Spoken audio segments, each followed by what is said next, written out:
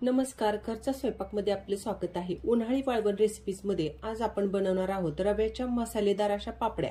रव्याच्या पापड्या तर तुम्ही बनवल्याच असतील, पण या पापड्या बनवताना आपण यात काही मसाले घालणार आहोत ज्याच्यामुळे साध्या रव्याच्या पापड्यांपेक्षा या खूप जास्त चवीच्या आणि मसालेदार होणार आहेत। सगळ्या साहित्याचं अचूक प्रमाण आणि पद्धत वापरून आपण या पापड्या बनवणार आहोत, तेव्हा व्हिडिओ शेवटपर्यंत पहा। चला तर रेसिपीला सुरुवात करूया। तर रव्याच्या मस्त मसालेदार खुसखुशीत आणि तोंडात विरघळणाऱ्या पापड्या आज आपण बनवणार आहोत। तर त्याकरता इथं घेतलेला आहे मी 200 ग्रॅम रवा। रवा छोटा किंवा मोठा जो तुमच्याकडे असेल तो कोणताही घेतला तरी चालेल। रवा मी कपाने घेतलेला आहे मोजून, तर 1 कप भरलेला आहे। किती जरी रव्याच्या तुम्ही पापड्या करणार असाल तरी सुद्धा रवा एखाद्या भांड्याने मोजून घ्यायचा, म्हणजे आपल्याला पाण्याचं मेजरमेंट परफेक्ट ठरवता येतं।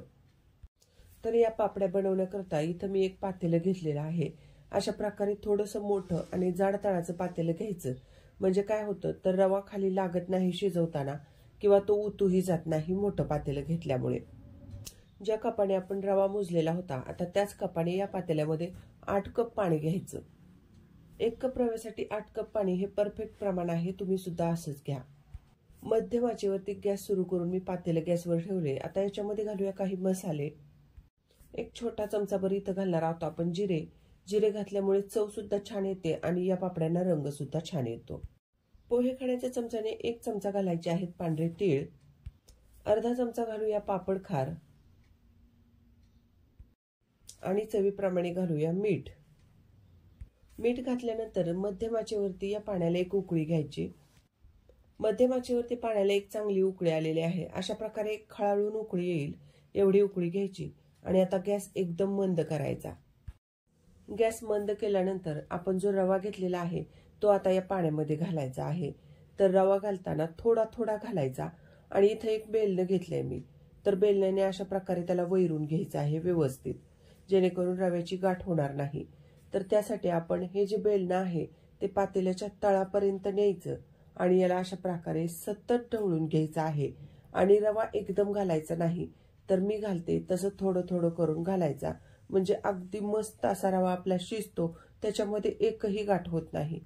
आणि हे पाणी जेव्हा आपण मसाले घातल्यानंतर उकळून घेतलं होतं तेव्हा या पातेल्यावरती झाकण ठेवलं नव्हतं, कारण आपण जर झाकण ठेवलं असतं आणि पाणी उतू गेलं असतं तर त्यासोबत मसाले सुद्धा पातेल्याच्या बाहेर गेले असते। आता हे मिश्रण आपण रवा ढवळून घेतल्यानंतर पुन्हा लो मीडियम गॅसवरती याला एक उकळी येईपर्यंत शिजवायचं। लो मीडियम गॅसवरती याला पुन्हा एक उकळी घेतलेली आहे मी। आता गॅस एकदम मंद करायचा आणि मंद गॅसवरती इथून पुढे आपण 5 मिनिट शिजवायचा आहे। गॅस तुम्ही होता तसा म्हणजे लो मीडियम ठेवला तरी चालेल, पण मिश्रण ढवळायला विसरायचं नाही। मंद आचेवरती पुन्हा 5 मिनिट हे मिश्रण मी शिजवून घेतलेलं आहे। आणि आता हे मिश्रण शिजवून घेतल्यानंतर याच्यामध्ये आपण घालायचे आहेत थोडेसे लसूण आणि मिरचीचं वाटण। तर त्याकरता मी इथं घेतलेले आहेत 10 मिरच्या आणि 10 लसूण पाकळ्या टेचून घेतल्यात, त्या घालूया आपण। आवडीप्रमाणे तुम्ही कमी जास्त करू शकता। आणि हे घातल्यानंतर याच्यामध्ये एक छोटी वाटीभर घालायची आहे बारीक चिरलेली कोथिंबीर। कोथिंबीर घालताना लक्षात घ्यायचं की कोथिंबीर बारीक चिरायची एकदम। आणि आता हे साहित्य आपण चांगलं मिक्स करून घेऊया। मिक्स केल्यानंतर आता लक्षात घ्या हे मिश्रण आपलं पापडीसाठी अजून सुद्धा तयार झालेलं नाहीये, तर पुन्हा याला मंद आचेवरती आपण 5 मिनिट शिजवून घेऊया। आणि त्याच्यानंतर मी तुम्हाला सांगते की हे शिजलं ते कसं ओळखायचं।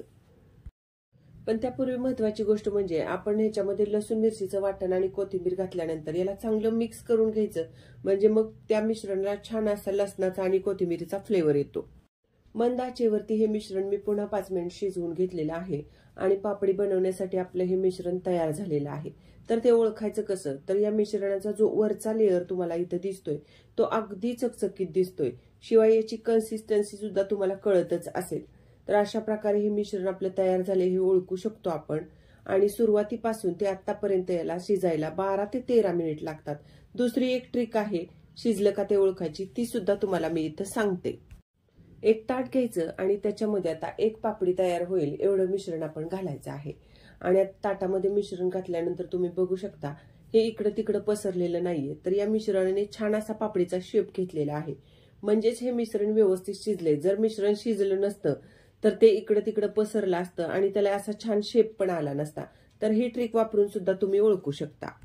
तर पापडीचं मिश्रण इथं तयार झाले। मी गॅस बंद केलेला आहे आणि आता 5 ते 7 मिनिट आपण बंद गॅस केल्यानंतर याला असंच ठेवून द्यायचं आहे. लगेच याच्या पापड्या घालायच्या नाहीयेत. तर 5 ते 7 मिनिटांनी आपण याच्या पापड्या घालूया. तर कडकडीत उन्हामध्ये आपण ह्या पापड्या वाळवून घ्यायच्यात. तर तुम्ही इथं आता बघा, अगदी थोडंसं मिश्रण मी घेतलेलं आहे आणि याला पळीने अशा प्रकारे व्यवस्थित पसरवून घ्यायचं. पापडी घालताना महत्वाची गोष्ट लक्षात ठेवायची की खूप पातळ घालायची नाही, कारण वाळल्यानंतर या पापड्या पातळ होतात, किंवा खूप जाडही घालायची नाही. अशा प्रकारे मी दाखवते तशा आता सगळ्या पापड्या आपण घालून घ्यायच्या. कडकडीत उन्हामध्ये प्लास्टिकच्या कागदावरती मी सगळ्या पापड्या बनवून घेतलेल्या आहेत आणि तुम्ही बघू शकता किती छान झालेले आहेत ते. आपण याच्यामध्ये मसाले वगैरे घातलेले आहेत, त्याच्यामुळे या पापड्या खूप छान होतात. लसणाचा, मिरचीचा, कोथिंबीरीचा फ्लेवर आपल्याला तळून खाल्ल्यानंतर कळतो की या पापड्या आपल्याला खूप छान अशा झालेल्या जाणवतात. तर आता या पापड्या आपण 3 दिवस उन्हामध्ये वाळवून घ्यायच्यात. आज सकाळी आपण या पापड्या घातलेल्या आहेत कागदावरती, तर दुपारी याला 5-6 तासानंतर उलटून घ्यायच्या आणि त्याच्यानंतर दुसऱ्या बाजूने सुकवून घ्यायच्या आहेत. तिसऱ्या दिवशी अगदी आपण सगळ्या पापड्या तयार झाल्यानंतर एखाद्या घमेल्यामध्ये भरून घमेलं उन्हात ठेवलं तरी सुद्धा चालेल. तर मी सांगितल्याप्रमाणे पापड्या मी वाळवून घेतल्यात आणि तुम्ही बघू शकता इथं अगदी मस्त पापड्या तयार झालेल्या आहेत. फाटल्या तुटल्या नाहीयेत. अखंड पापडी आपली व्यवस्थित निघालेली आहे, एकदम चकचकीत झालेली आहे. अशा प्रकारे आपण जर या वाळवून घेतल्या तर 1.5 वर्ष सुद्धा आपल्या पापडीला काहीही होत नाही. आणि आता आपण या पापड्या तळल्यानंतर तुमच्या लक्षात येईल की किती मस्त फुलतात. या पापडी तळण्यासाठी तेल गरम करून घेतले. तेल चांगलं गरम करून घ्यायचं आणि आता ही छोटीशी दिसणारी पापडी किती फुलते ते बघा. तर आता मध्यम आचेवरती ही पापडी तळून घेऊया आपण. झाराने थोडंसं प्रेस करायचं, म्हणजे तळल्यानंतर पापडीचा आकार असा गुंडाळ्यासारखा होत नाही. तर तुम्ही बघू शकता आता किती मस्त आपली पापडी तयार झालेली आहे, मस्त फुललेली आहे आणि तोंडात विरघळणारी पापडी आपली तयार आहे. पाहिलं तुम्ही, थोडे मसाले योग्य प्रमाणात वापरून आज रव्याच्या आपण 1.5 वर्ष टिकणाऱ्या, अगदी खुसखुशीत, तोंडात विरघळणाऱ्या आणि दुपटीने फुलणाऱ्या पापड्या बनवल्या. जर तुम्हाला आजची रेसिपी आवडली असेल, हा व्हिडिओ आवडला असेल तर व्हिडिओला लाईक करा, शेअर करा आणि अशा छान छान रेसिपीज पाहण्यासाठी घरचा स्वयंपाक चॅनलला सबस्क्राईब करायला विसरू नका. धन्यवाद.